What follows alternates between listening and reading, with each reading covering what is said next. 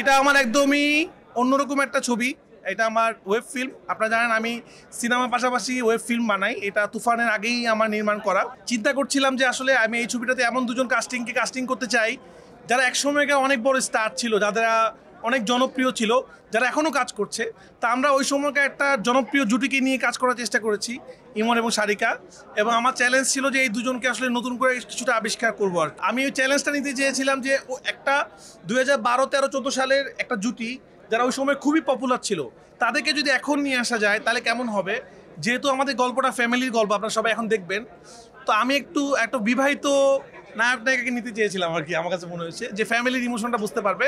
এবং আমার কাছে মনে হচ্ছে আমার নিজেরও একটা চ্যালেঞ্জ, কারণ আমি সবার সাথে কাজ করতে চাই।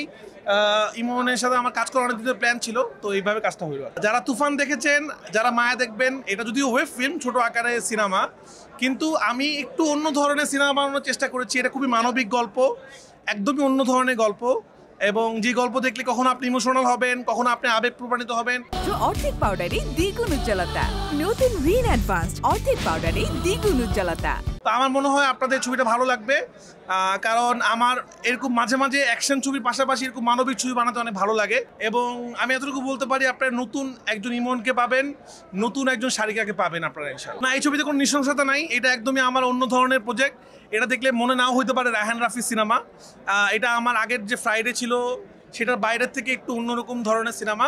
তো আমি যেটা বলবো, আমার যেটা মনে হয়, সিনেমা দেখার আগে এত কথা না বলি, শুধু এতটুকু দর্শকদের উদ্দেশ্যে বলি, আপনাদের মাধ্যমে যে দর্শকদের কাছে যাবে, এটা আমার একদমই অন্য ধরনের একটা ওটিটি ফিল্ম, যে ধরনের সাবজেক্টে আমি আগে কখনো কাজ করিনি। এবং খুবই মানবিক গল্প। আপনারা দেখেন, আপনাদের ভালো লাগবে। সিনেমা দেখার পর আপনার সাথে কথা বলবো ইনশাআল্লাহ।